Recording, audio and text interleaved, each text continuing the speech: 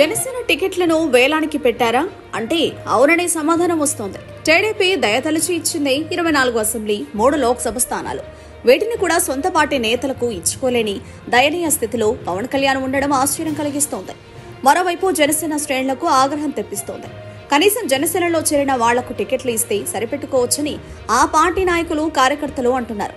జనసేన టికెట్లను వేలానికి పెట్టి ఎవరు ఎక్కువ రేటుకు కొంటే వారే అభ్యర్థి కావడం ఏంటని నిలదీత జనసేన శ్రేణుల నుంచి వినిపిస్తోంది. ఉదాహరణగా భీమవరం, తిరుపతి సీట్ల గురించి జనసేన నాయకులు చెబుతున్నారు. 2019లో భీమవరం నుంచి పవన్ కళ్యాణ్ పోటీ చేశారు.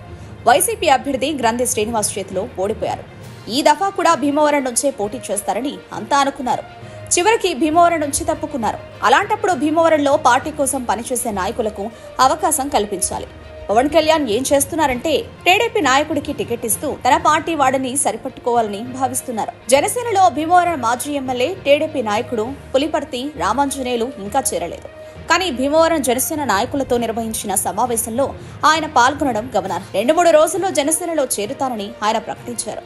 వైసీపీ లేదా మరే ఇతర ప్రతిపక్ష పార్టీల నాయకులు జనసేనలో చేరడాన్ని అర్థం చేసుకోవచ్చు. ఎందుకంటే అవి ప్రతిపక్ష పార్టీలు కాబట్టి. మిత్రపక్షమైన టీడీపీ నాయకులను ఏ విధంగా చేర్చుకుంటారో, ఎలా సమర్థించుకుంటారో పవన్ కళ్యాణ్ సమాధానం చెప్పాలి. వైసీపీ నేతల చేరిక సందర్భంగా ఆ పార్టీ నియంతృత్వమో, స్వేచ్ఛ లేదనో విమర్శించొచ్చు. టీడీపీ నేతల్నే చేర్చుకోవడాన్ని జనసేనాని ఎలా సమర్థించుకుంటారనే ప్రశ్న జనసేన నేతల నుంచి రావడం విశేషం. అలాగే తిరుపతి సీటును జనసేనకు కేటాయించారు.